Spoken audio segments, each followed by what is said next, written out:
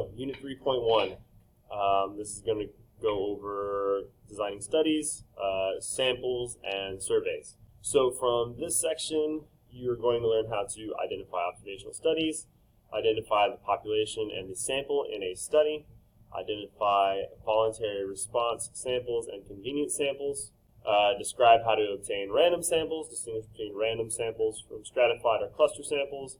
You're also going to be able to explain undercoverage, non-response, and improper wording that leads to bias. So first up, observational study. What is it? Basically, an observational study observes individuals and measures variables of interest, but doesn't make an attempt to influence any responses, right?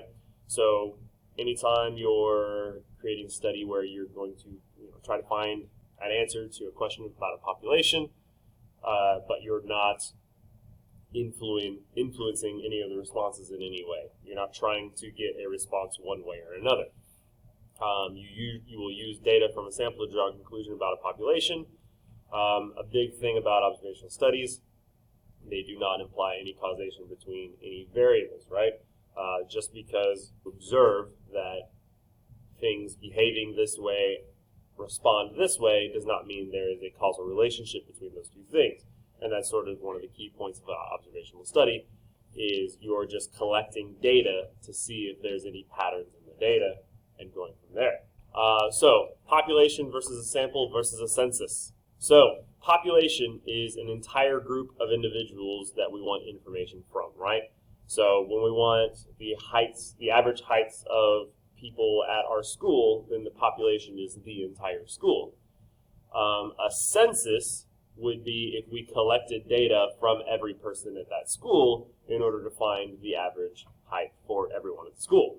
A lot of times that's unrealistic, which is why in the United States we only have a census once every decade. It takes a really long time to collect all that data.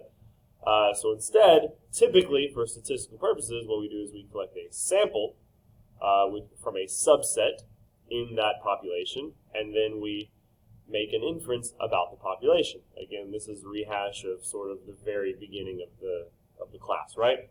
So there are ways to choose the sample.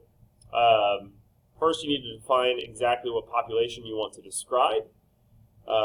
It's important to say exactly what it is you want to measure, because a sample survey is a study that uses organized plan to choose a sample that represents some specific population. So you must have a plan to collect the data. You need to know exactly what it is you're going to measure. Don't just go out and start asking questions and hope you find a trend. You need to actually have a purpose. And then you're going to decide how to choose a sample from that population before you actually collect the data. And there are various ways to do that. So the first one, and the most commonly used one, is a simple random sample. A simple random sample, often abbreviated to SRS, chooses a sample of any size in a way that every individual in the population has an equal likelihood of being selected as a sample. The way you typically will do this is you'll literally use a random number generator to find a random number, and you'll select people based on that random number. If you're using technology, which we will be, nobody really uses the random number table anymore. But you'll basically give every individual in the group a number, and then you'll use that random number generator to generate random numbers. And when that person's random number comes up, you go interview or survey that person or thing, whatever it is that you're surveying, right? There is a random number table that we have in our textbooks. We probably won't use it, but essentially it's a bunch of random numbers, and you pick a random row and a random number in that row, and you start there, circle numbers. It's weird. I don't feel like going into it. There's other videos on the internet explaining how to use those, and we're not really going to. It's there for you if the world ends and there's no more technology and you still need to use a random number generator, then come find me and be mad at me then. All right, the next method, a systematic random sample. Please note that there's still the word random in this, right? So what a systematic random sample does is, again, it assigns a number to everyone in the population. Then you decide what your sample size is beforehand, right? You like, okay, well, I want specifically 25 people, right? So what you're going to do is you're going to divide that entire sample size by the entire population by your sample size. So as I'm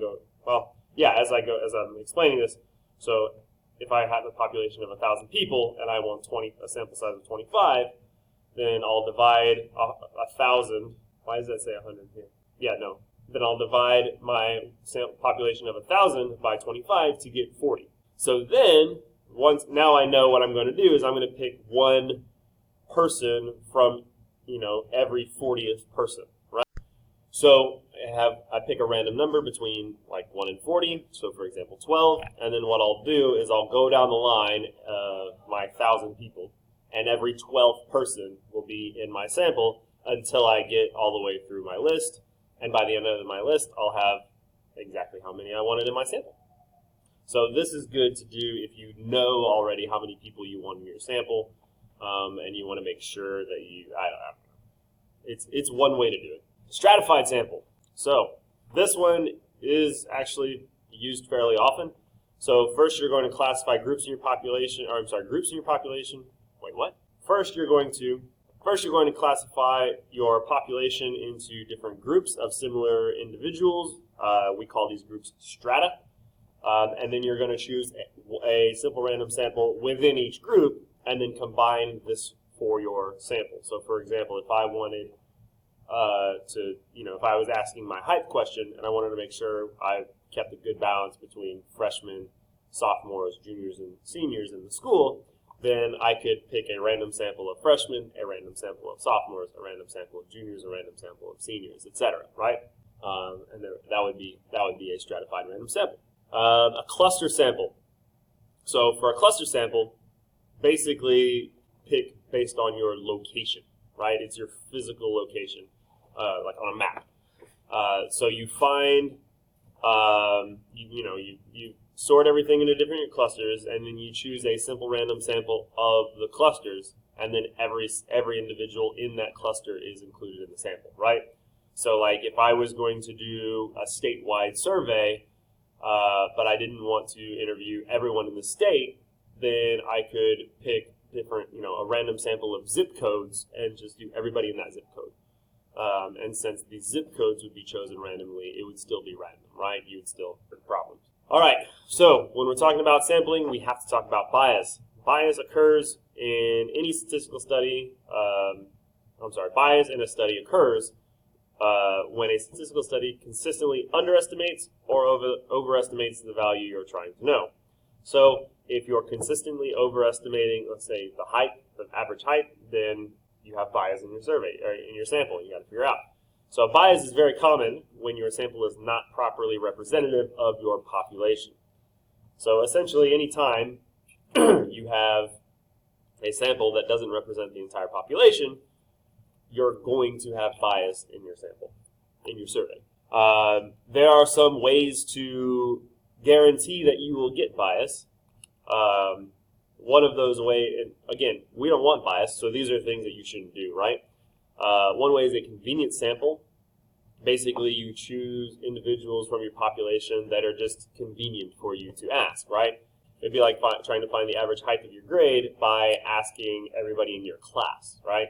It's not going to be representative of everybody in your grade necessarily. Another way is a voluntary response sample. This one is very common because it's a big emphasis on that voluntary, right? Voluntary response consists of people who choose themselves by responding to a general invitation.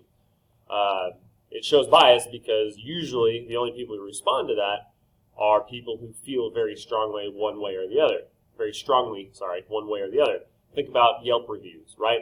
So the only people who you only ever see like 5-star or 1-star Yelp reviews, right? You never see like, oh yeah, this place is okay.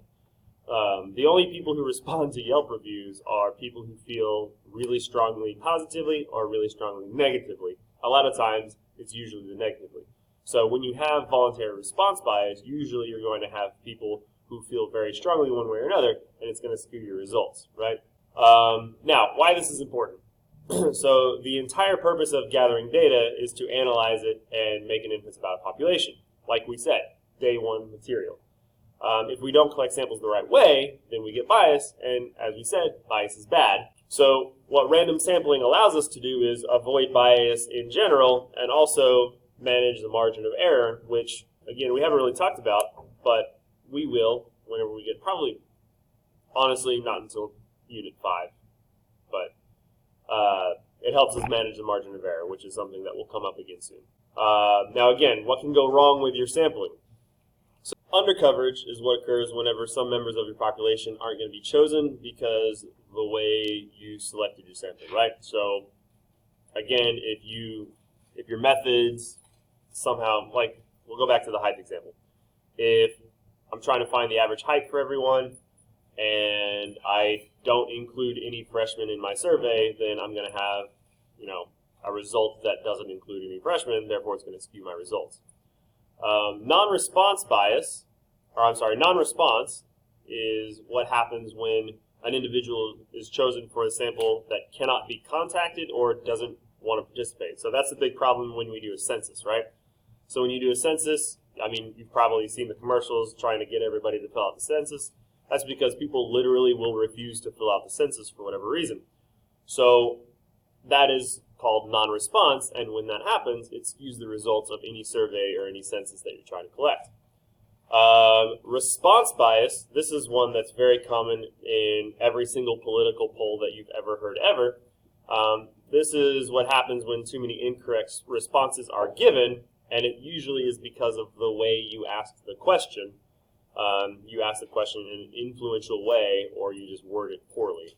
For example, if I'm trying to figure out people's opinion of a certain politician, and I phrase my question, do you have a positive opinion of this politician, yes or no, that is a good survey question.